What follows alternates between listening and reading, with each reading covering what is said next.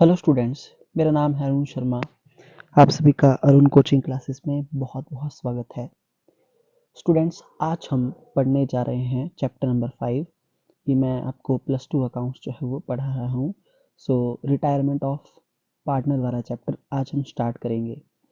अगर आप चैनल पे नए हैं तो चैनल को सब्सक्राइब जरूर करें, बेल आइकन को प्रेस करें और ज़्यादा वीडियो को लाइक करें, शेयर करें, कमेंट करना ना भूलें स्टूडेंट, ठीक है।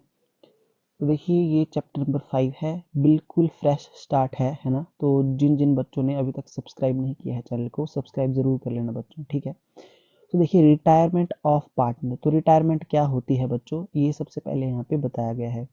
Partnership is the relationship among the partners based on mutual agreement, है ना। तो ये मैंने आपको बताया था कि जो पार्टनरशिप होती है वो एक रिलेशनशिप होता है किसके बीच में, पार्टनर्स के बीच में, है ना। और ये कैसा, मतलब इसका बेस क्या है, इसका बेस है म्यूचुअल एग्रीमेंट। मतलब जो पार्टनरशिप बनती है वो पार्टनर्स के द्वारा बनती है ना। पार्टनर्स जब आपस में म्यूचुअल एग्रीमेंट करते हैं तो उसके बेस्ड पे ही पार्टनरशिप का जो है वो क्रिएशन होता है। Partnership is form continued and is dissolved by the mutual consent of all the partners। देखिए, तो ये जो पार्टनरशिप है ये हमने बनाई है म्यूचुअल एग्रीमेंट से और ये कंटिन्यू भी होगी आगे, है ना। और अगर हमने इसको डिसॉल्व करना होगा बच्चों तो क्या होगा, म्यूचुअल कॉन्सेंट, सभी पार्टनर की जो है सहमति से ही हम जो है पार्टनरशिप को डिसॉल्व कर सकते हैं, है ना। As new partner can be admitted. देखिए, एक नया पार्टनर जो है वो क्या हो सकता है, एडमिट हो सकता है with the consent of all the old partners, ठीक है। Similarly a partner can be retired from the firm by consent of all the partners as per conditions provided in their partnership deed. तो देखिए, जो partnership deed में जो भी बातें लिखी होंगी, जो टर्म एंड कंडीशंस होंगी, उसके साथ ही साथ देखिए सभी पार्टनर्स की कॉन्सेंट से ही एक पार्टनर क्या कर सकता है, फर्म से रिटायरमेंट ले सकता है, ठीक है। A partner has right to retire from the firm after giving due notice in advance, ठीक है। और एक जो पार्टनर होता है बच्चों, उसको ये राइट भी होता है कि वो पार्टनरशिप फर्म से रिटायरमेंट ले सकता है ना। बट उसको क्या करना पड़ेगा, एक नोटिस उसको देना पड़ेगा एडवांस में, ठीक है। According to section 32 subsection 1 of Indian partnership act 1932 partner में रिटायर। तो देखिए, यहाँ पे बोला गया है कि जो सेक्शन है 32 सब सेक्शन 1 पार्टनरशिप एक्ट का, उसके अनुसार एक पार्टनर जो है रिटायरमेंट ले सकता है with the consent of all the partner, सभी पार्टनर की कॉन्सेंट से, या in accordance with an express agreement within the partners, ठीक है। या फिर जो है जो एग्रीमेंट होगा, पार्टनरशिप डीड बनी होगी, उसके अनुसार उसमें जिस तरीके से लिखा गया होगा उस तरीके से वो अपनी रिटायरमेंट ले सकता है। और where the partnership is at will. The at will मतलब अपनी इच्छा अनुसार जो पार्टनरशिप होती है ना, इसके बारे में आपने प्लस 1 में पढ़ा होगा। By giving notice in writing, है ना। तो वो क्या करेगा, नोटिस देगा रिटायरमेंट लेने वाला पार्टनर सभी पार्टनर्स को, to all other partners for his intention to retire, ठीक है, कि वो रिटायरमेंट क्यों लेना चाहता है, ठीक है बच्चों। ओके, तो इन तीन बातों का आपको ध्यान रखना है, ये सेक्शन 32 सब सेक्शन 1 में बताया गया है पार्टनरशिप एक्ट में। After retirement of a partner, देखिए बच्चों, जब किसी पार्टनर की रिटायरमेंट हो जाती है, old partnership comes to an end, ठीक है। जो पुरानी पार्टनरशिप है उसका एंड हो जाता है। But the firms continues, but firm जो है वो चलती रहेगी। And new partnership comes into existence, और जो नई पार्टनरशिप है वो एग्जिस्टेंस में आ जाती है बिटवीन द रिमेनिंग पार्टनर्स, ठीक है। Hence retirement of a partner results in reconstitution of partnership firm, ठीक है बच्चों। तो अगर कोई पार्टनर जो है फर्म से रिटायरमेंट ले लेता है तो क्या होता है, फर्म का रिकंस्टिट्यूशन हो जाता है, ठीक है। डिटरमाइनिंग, देखिए नेक्स्ट क्या है, determining the amount payable to retiring partner. तो देखिए बच्चों, जब भी कोई पार्टनर रिटायरमेंट लेगा पार्टनरशिप फर्म से तो उसको कोई ना कोई अमाउंट जो है वो पे करना पड़ेगा, किसको, फर्म जो है रिटायर होने वाले पार्टनर को अमाउंट पे करेगी। पहला क्या है, देखिए अमाउंट ऑफ कैपिटल, जितनी उसकी कैपिटल होगी।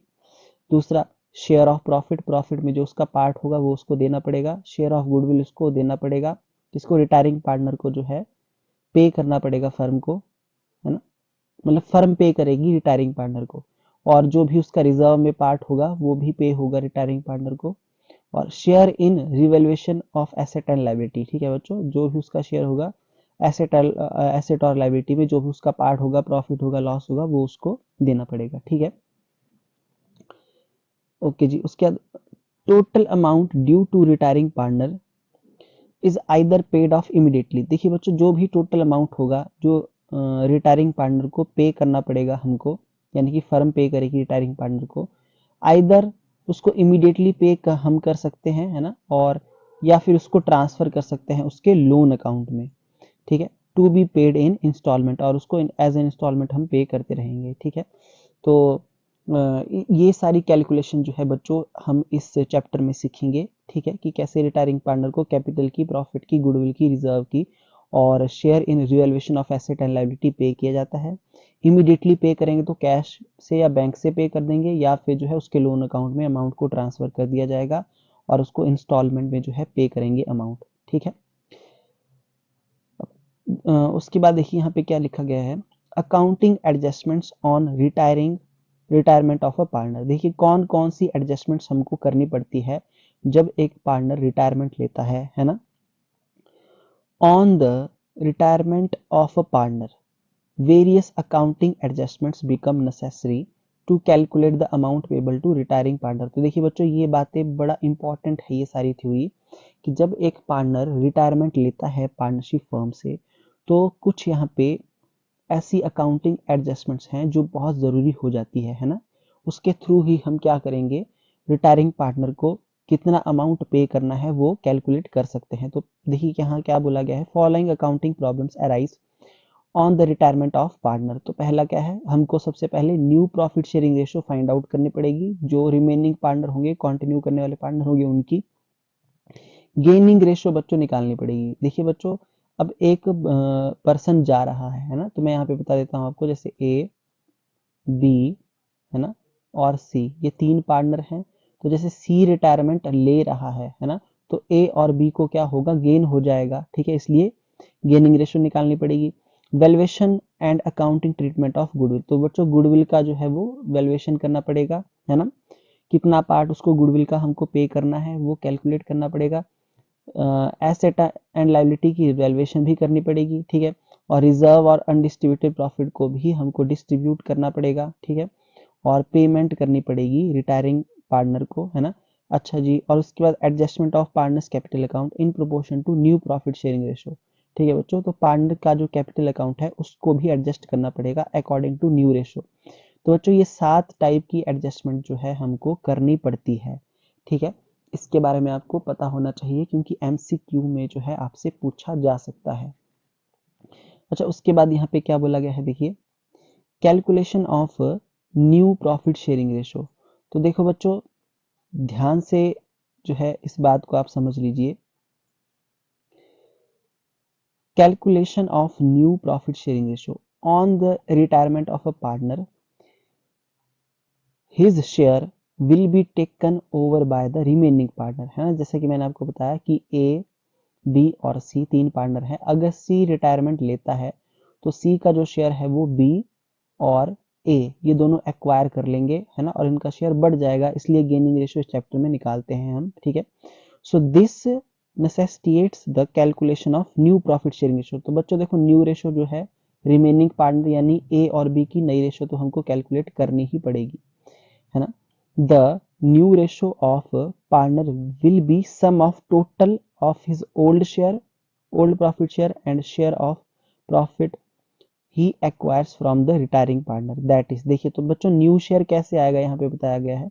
तो न्यू शेयर कैसे आएगा रिमेनिंग पार्टनर का, जितना ओल्ड शेयर होगा ए का वो, और जितना उसने एक्वायर किया होगा सी का यानी कि रिटायरिंग पार्टनर का शेयर, वो उन दोनों को हम ऐड कर देंगे, और ऐड करने से जो भी शेयर आएगा वो ए का और बी का नया शेयर होगा, ठीक है।